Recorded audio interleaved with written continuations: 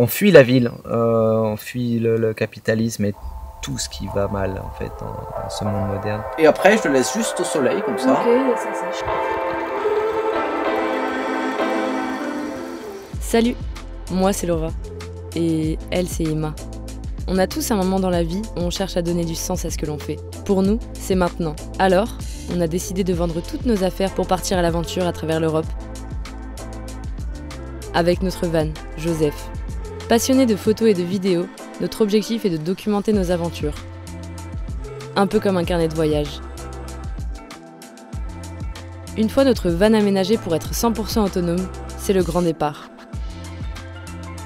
Durant les 3 prochains mois, nous allons parcourir l'Espagne, le Maroc et le Portugal, à la découverte de rencontres et de paysages authentiques. Cette aventure s'annonce comme une préparation pour un futur plus gros voyage. Dans nos vidéos, nous souhaitons mettre en avant les visages que nous croisons sur les routes et raconter notre voyage à travers leurs yeux.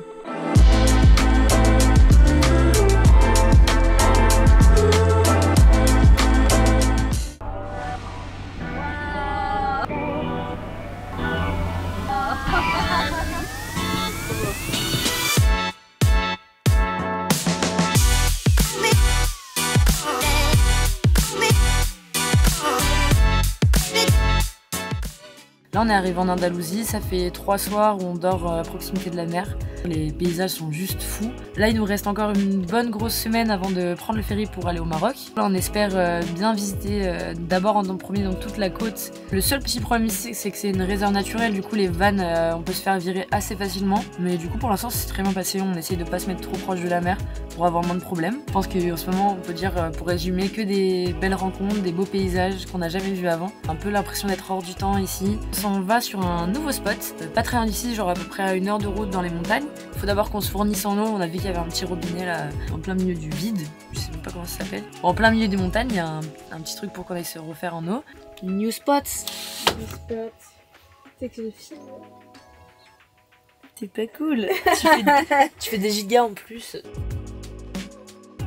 Après avoir fait le plein d'eau, on reprend la route en direction d'un spot qu'on nous avait conseillé, l'un des derniers villages hippies d'Espagne. Et on ne se doutait pas que les prochains jours allaient être parmi les événements les plus marquants de notre voyage. Mais déjà sur la route, on a remarqué une ambiance différente de d'habitude. On a dû traverser des milliers de serres qui s'étendent à perte de vue dans ce paysage désertique. Des paysages très loin des cartes postales qu'on avait pu voir jusqu'à présent. Après avoir traversé de nombreuses routes chaotiques, on s'est retrouvé face à une route barrée. On pensait que c'était la fin de notre expédition vers ce village, mais on a décidé de tenter d'y arriver par un second passage. Oula, ouais. Putain. Bon, toi, au pire, on fait marche arrière. Allez. Bien moins facile d'accès, on a quand même décidé d'essayer en risquant de s'enliser dans cette bambouserie abondante. Waouh. Vous regardez à pied avant d'aller dans des endroits. Non mais... Attention, gros caillou là. T'inquiète, t'inquiète. Oh, Je peux pas m'arrêter. Une fois cette piste traversée, on s'est retrouvé sur un terrain vague où d'autres vannes et voitures étaient présentes. À peine arrivé, on a fait la rencontre de Pata, un Français vivant ici depuis une dizaine d'années et qui nous a expliqué que le village était accessible après une randonnée de 45 minutes à travers la montagne.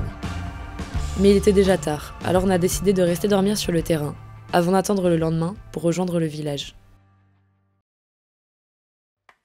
Pendant 45 minutes, on a longé les falaises au bord de la mer pour arriver au village.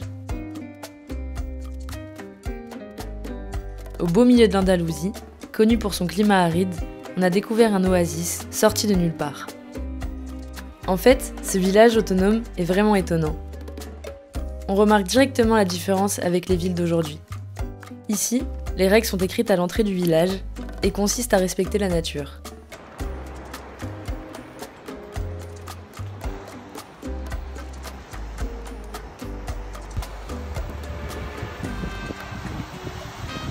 C'est un lieu vraiment apaisant. On a l'impression d'être hors du temps, plus proche de la nature et des humains. Les gens ne se jugent pas et chacun vit à sa manière. On a vraiment apprécié les maisons et les espaces qu'ils ont construits de leurs mains avec des objets de récupération. En se rendant chez Pata, on a eu la chance de croiser une famille de bouquetins.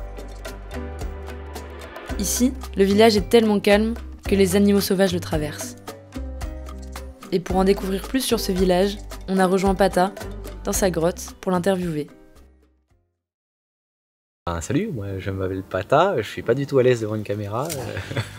J'habitais Paris, j'y habitais pendant une dizaine d'années. J'étais musicien, menuisier, c'était mon dernier boulot. J'aimais pas trop, ça faisait un bon moment que je vivais avec très peu d'argent puisque je gardais mon temps pour travailler la musique. Le chemin de ma vie prenait la direction du retour à la vie sauvage parce que je me sentais de moins en moins à ma place. Qu'est-ce que je fous là? J'ai à peine les moyens de me payer un appartement, je suis d'accord avec rien, il y a trop de pollution, il y a trop de bruit, les gens sont pressés, ils sont cons, j'ai aucune inspiration pour mon art. Et l'effet à court terme, c'était les attentats terroristes du Bataclan où j'avais une amie qui a péri là-bas et ça m'a fait tellement... Ouais, un coup de pied dans le cul quoi. Donc je suis parti en autostop avec rien dans mon dos, j'ai juste tout laissé, abandonné mon groupe, mon boulot. Et quand on m'a dit tu vas où? Forêt. En haut, il n'y a pas d'humain, il n'y a personne, que je puisse me retrouver. Et j'étais tellement mal, je suis resté 2 semaines dans la forêt à découvrir la survie. En fait, j'ai trouvé ça génial. C'est génial, on peut survivre en découvrant les plantes, on a une espèce d'instinct, c'est encore là. Voilà, on me parle souvent de... Into the Wild? Yes, exactement. Mais tu connais Into the Wild? T'as pas peur? Non, non, j'ai pas peur. Non. J'ai bien plus peur de l'humain que de ma bêtise. Le premier hiver en France, j'ai cru mourir. Je me souviens quand il neigeait, j'étais dans la tente. Qu'est-ce que je fais? Mais c'est pour ça qu'on a des maisons. Bon, autostop, où est-ce que tu vas? Forêt, mais dans le sud. Je suis arrivé dans le sud de la France, c'était génial. À faire des festivals, à rencontrer des gens alternatifs et à me dire mais en fait je suis pas le seul à vouloir ce genre de vie. C'est grave rassurant de se sentir moins seul comme ça. Parce qu'en ville je me sentais vraiment seul. Je me souviens des fois je sortais, j'ai besoin de sortir, je peux plus jouer aux jeux vidéo. Sauf que tout le monde sur son téléphone en train de marcher comme des zombies. Et là, j'aimerais bien arrêter quelqu'un et juste parler en fait à un être humain. Je me sens seul, je me sentais seul. C'était terrible. Ici par exemple, on est à peu près 40 personnes à vivre ici, mais il peut y avoir jusqu'à 200 personnes en été. Et donc 40 personnes, moi, à chaque fois que je croise quelqu'un, salut, vous avez vu, dès que je vous ai vu, hey, salut, vous venez de France? Ça me manque de parler français. La plupart des gens qui arrivent ici, la plupart des gens sont alternatifs. Déjà, juste de voir cet endroit, ça a un déclic. Ah, ok, waouh, c'est différent. Alors, ce village, il existe depuis, je sais pas s'il existe depuis très longtemps, mais il est quand même ancien. Ça fait qu'une trentaine d'années qu'il est réhabité, puisqu'il a été abandonné. Il y a eu un exode rural, comme assez souvent, puisque les conditions étaient compliquées. Dès que les gens se sont dit « Oh, bah attends, mais qu'est-ce que je fais ici? Moi, je pourrais avoir une voiture et des douches chaudes. » Forcément, ils sont tous partis. Il y a une source d'eau pérenne, du coup ça amène la vie, on peut planter, on peut se laver, on peut boire. On fuit la ville, on fuit le capitalisme et tout ce qui va mal en fait dans ce monde moderne. Pour revenir aux valeurs simples, une vie simple et réelle, tu sens qu'il y a une désinformation totale qui fait que les gens ont peur de tout ce qui est naturel. Alors que c'est comme ça qu'on vivait avant. Mais ils se disent « Ah ouais, avant, le Moyen-Âge, c'était dégueulasse, tout puait, on mourait à 30 ans. » Ils ont peur de ça, mais en fait, c'est que dans la tête. Après, t'as juste à voyager dans un endroit comme ça et te rendre compte. Je suis venu ici quand même pour vivre la vie simple, et elle est pas simple du tout. Parce que, je sais pas, j'ai un syndrome peut-être moderne de civilisé qui est de vouloir être omniprésent et omniscient, je sais pas. C'est assez terrible. Mais heureusement que je suis là et pas en ville. Mais en fait, c'est comme une micro-société. Il se passe exactement les mêmes choses qu'en ville, en plus petit.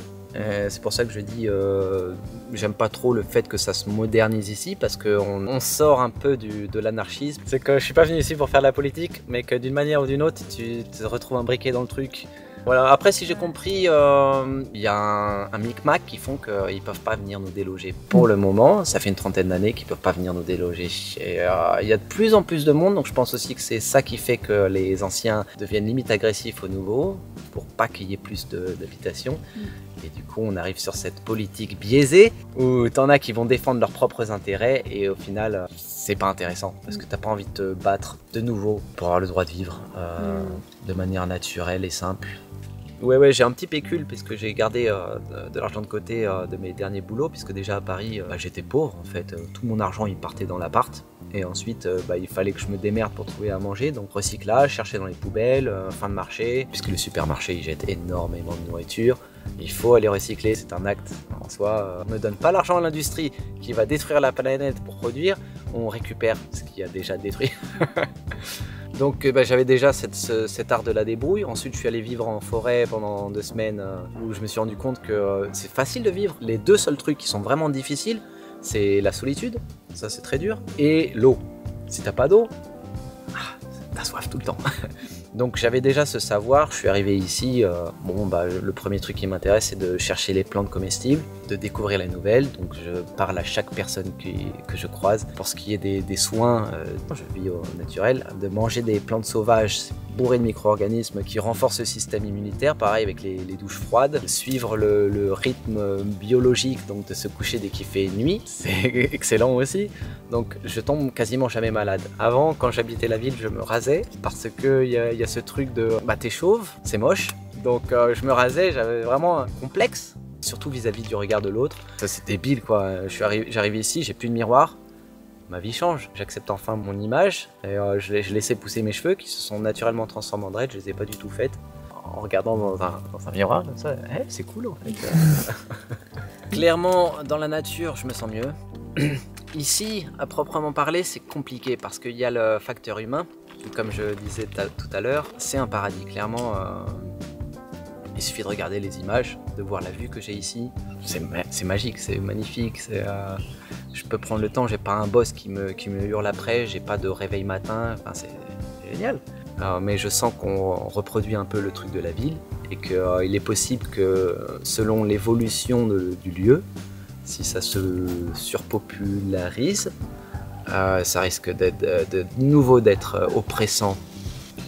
Le truc de se retrouver avec soi-même comme ça, vraiment livré avec soi-même, où tu peux compter sur l'aide de personne, plus penser avec le portefeuille. Ça reconnecte un petit peu des trucs qui se sont déconnectés, où on est devenu très lazy. Et j'ai appris à me découvrir, à m'accepter, à savoir qui je suis, à me rendre compte que je suis un être magnifique, parce qu'on est tous beaux.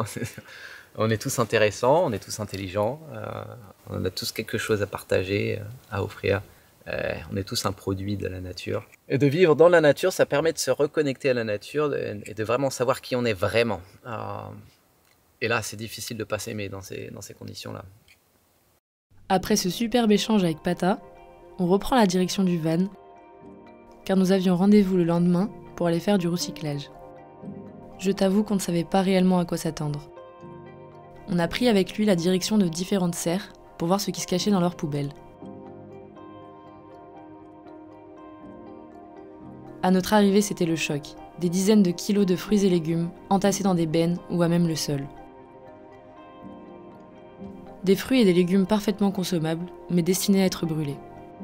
Forcément, nous avons demandé à Pata pourquoi il y avait tant d'aliments dans les poubelles. La réponse est très claire. Ces fruits et légumes ne correspondent pas au calibrage et donc ne seront pas achetés dans les rayons de supermarché. C'est un vrai déclic pour nous, car nous n'avions pas conscience de l'ampleur du gâchis alimentaire causé par la surconsommation. D'ailleurs, quand on est rentré en France, on allait voir dans les rayons bio du supermarché d'à côté de chez nous. Et on a trouvé des tomates, originaires de la même ferme dans laquelle on a fait du recyclage. Ça nous fait prendre conscience que même à 1500 km de ces fermes, on est concerné par le problème. Mais au moins, ce gâchis profite à certains, car nous avons rempli des sacs et des cagettes pour les distribuer aux différentes personnes du village. Petite réaction à chaud de ce qui vient de nous arriver, on est tombé par hasard, quelqu'un nous l'avait conseillé, dans un village un peu, il se catégorise comme un village hippie. Ça a été assez incroyable, c'était magnifique déjà, c'était merveilleux, mais aussi leur manière de penser, tout était vraiment fou. Le lieu est incroyable, mais aussi leur manière de penser, c'est assez intéressant à voir, nous qui cherchons à s'enrichir un petit peu de rencontres dans notre voyage. Là pour le coup c'est une rencontre très enrichissante avec une manière de voir la vie complètement différente de la nôtre. Donc ça fait plaisir à voir, c'est assez agréable de voir qu'on peut faire les choses différemment, que c'est possible et que ça marche. Nous ça nous fait réfléchir aussi à notre manière d'être, de vivre. Enfin voilà, je pense que ça nous a bien fait grandir. Le genre d'expérience qui est la raison pour laquelle on a fait ce voyage. Mais en tout cas j'espère que l'interview qu'on a réalisée du coup de Pata sera autant enrichissant pour vous que pour nous, parce que nous ça nous a énormément marqué. Cacher tout ce qui est drone, cacher tout ce qui est matériel vidéo, parce que du coup au Maroc c'est assez controversé.